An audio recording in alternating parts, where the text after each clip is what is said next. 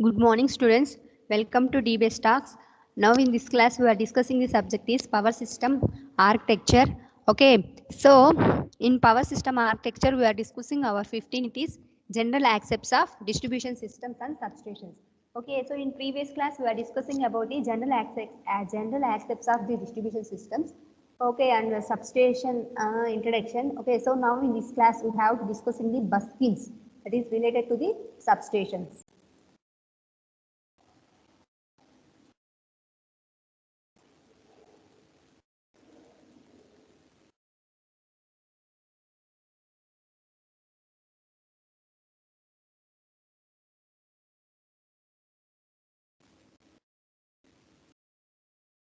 Bus schemes. See here, the substation design or scheme selected determines the electrical and physical arrangement of the switching equipment. Okay, so here the substation design. Okay, the substation design or scheme selected determines the electrical and physical arrangement of the switching equipment. See here, different bus schemes can be selected as emphasis is shifted between the factors of safety, reliability, economy, and simplicity dictated by the function and importance of the substation.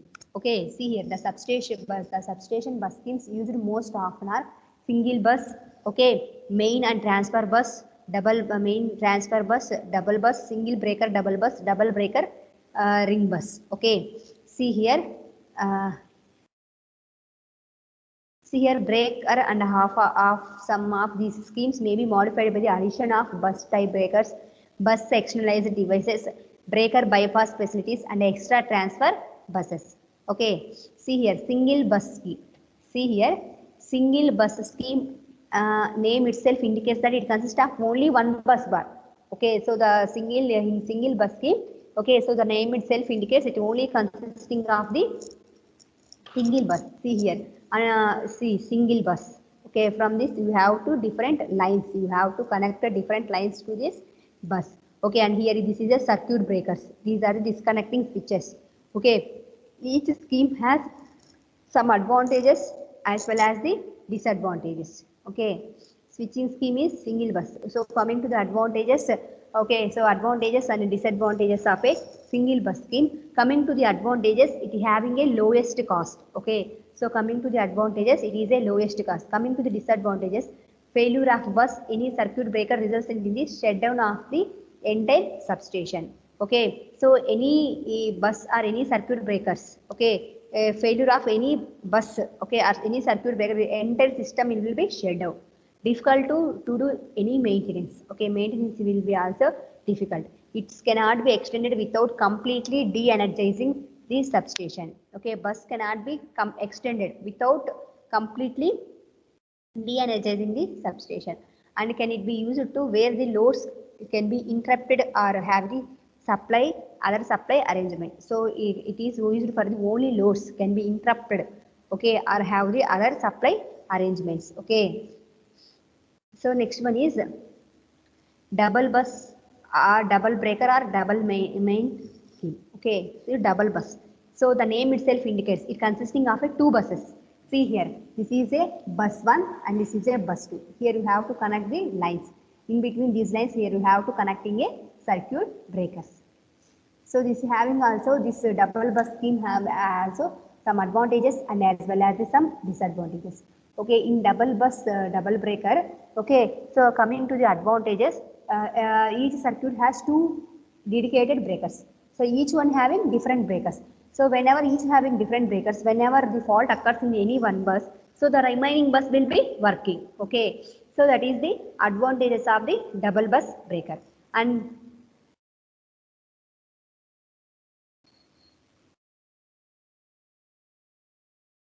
it has the flexibility in permitting the feeder circuits to be connected to the either bus. Okay, so and it has also flexibility. Okay, so it having also flexibility in permitting the feeder circuits to be connected to either bus. So next one is about any breaker can be taken out of the service of for maintenance. So any breaker, okay, so any breaker can be taken out of the service, okay, for the maintenance. Highly reliable. Okay, so this system is a highly reliable. Disadvantages. most expensive. Okay, would lose half of the circuits for breaker failure if the circuits are not connected to the both buses. Okay, so it will lose half of the circuits for breaker failure. Okay, if the circuits are not connected to the both buses. Okay, so these are the disadvantages. Okay, so next one is what main and transfer bus. So this having the one main bus and another one is a transfer bus. Okay, from this you have to transfer you have to connect it. So this is the incoming lines, these are the outgoing lines. Okay, so from this the main bus to electrical energy transfer to the transfer bus. Okay, so that's why this is called a main and transfer bus. Coming to the advantages and disadvantages of this main and transfer bus. Okay, see here, coming to the advantages, it is having a low initial and ultimate cost.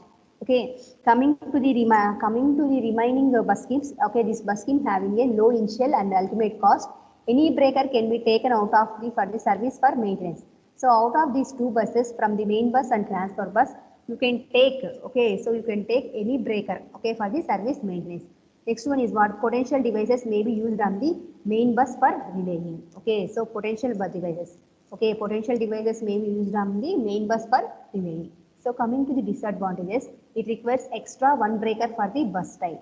Okay, so it requires the extra one bus. Okay, extra one breaker for the bus type. So here, next one is that switching is somewhat complicated when maintaining a breaker. Okay, switching is also complicated when maintaining a breaker. So next one is failure of any circuit breaker resulting in the shutdown of entire substation. So if suppose any circuit breaker result in the substation of the shutdown of the entire substation. And last one is what? Double bus single breaker. Double bus single breaker. Okay, see here. Two buses and this is a bus try breaker. One bus try breaker you have to using. That's why this is called a double bus and single breaker schemes. Okay, so these are the two buses, bus 1, bus 2. Okay, and this one is a bus tie breaker. Okay, from this we have to connecting a different lines. Okay, so coming to the advantages and disadvantages of this scheme. Okay, so double bus single breaker. Okay,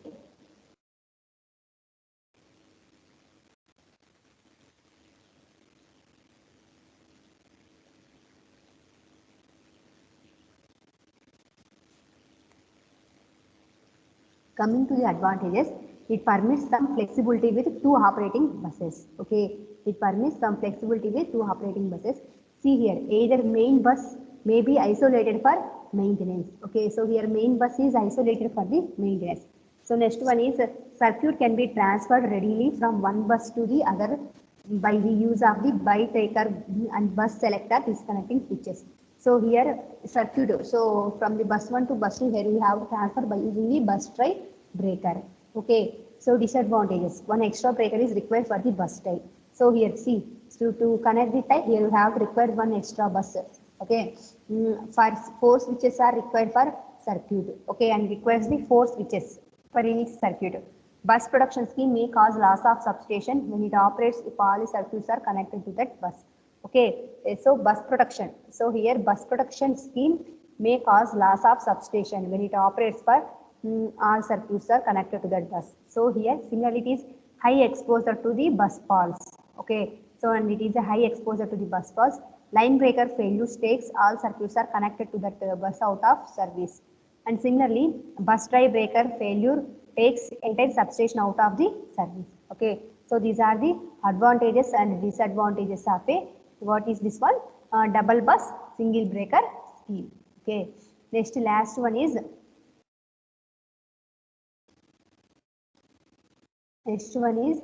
ring bus scheme. Okay, see here.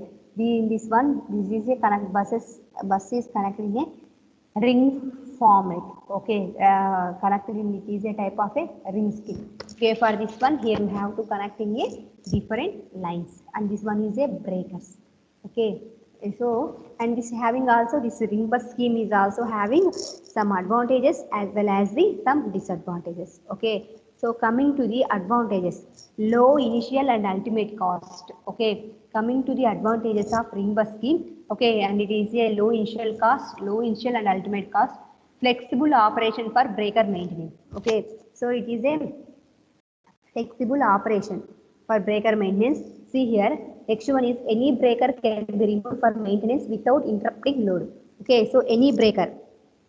So any breaker can be removed for maintenance without interrupting load. Okay, so requires only one breaker per circuit. Okay, it requires the only one breaker per circuit. Does not use main bus. Okay, each circuit is fed by two breakers. All switching is done with breakers. Okay, so these are the advantages of the ring bus. Okay, coming to the disadvantages.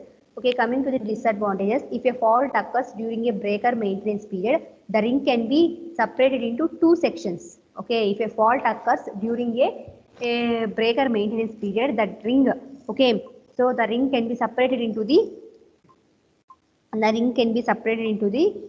two sections. Okay, so next one is automatic reclosing and protective relaying circuit, rather complex. Okay, so next one, if a single set of relays is used, the circuit must be taken out of the service to maintain the relays. Next one is what requires potential devices on all circuits since there is no definite potential reference point. Okay, so these devices may be required in all cases for synchronizing the line voltage indication.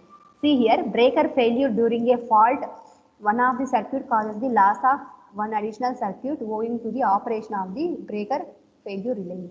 So here, if suppose breaker failure during a fault on one of the circuit, at that time it causes the loss of one additional circuit owing to the operation of the breaker failure relaying. Okay. Next one is next last bus scheme is nothing but a breaker and a half scheme. Okay, breaker and a half scheme. Okay, so here you have to use as a two buses. Okay, two buses. Okay, so for these two buses are separated by a tie breakers. Okay, and a half of the tie breakers. Okay, so that's why it is called as a breaker and a half a scheme. Okay, coming to the for this break half scheme, coming to the advantages and disadvantages of this breaker and half scheme. So coming to the advantages, it is a most flexible operation. Okay, so breaker half scheme is a most flexible operation and it having the highly reliable in operation. Similarly, breaker failure of bus side breakers. Okay, so if suppose breaker failure bus side breakers removes one circuit from the service, all switching is done by the breakers. Okay, all the switching is done by breakers. Simple operation, no disconnect switching required for the normal operation. Okay, so next one is either main bus can be taken out of from the service or any time for maintenance. Next one is bus failure do not remove. Okay, so coming to disadvantages, 1.5 breakers per circuit. Okay, 1.5 breakers. Okay, so that's why it's called bus breaker and a half a bus. Relaying and automatic reclosing are somewhat involved since the middle breaker must be responsive to either of its associated circuit. So here in this one, relaying and automatic reclosing are somewhat involved since the middle breaker must be responsive to the either of the. So see here, these are related to the this bus one. These are related to the another bus. So these are related to half one this one for half one this one. So that's why this is called a breaker and a half a scheme. Okay, so these are the advantages and disadvantages of a breaker and a half a scheme. Okay, so these are the bus schemes. So what are the bus schemes you have to discuss here? Single bus scheme, double bus scheme, main and transfer bus scheme. Next one is what? Double bus single breaker scheme. So next one is ring bus scheme. Next final last one is what? Breaker and a half a bus scheme. Okay, so these are the different bus schemes related to the substation. So up to now here you have to complete our 15. So our 15 is what? About distribution systems and substations. Okay, so all of you please subscribe the DBS Stats. Thank you.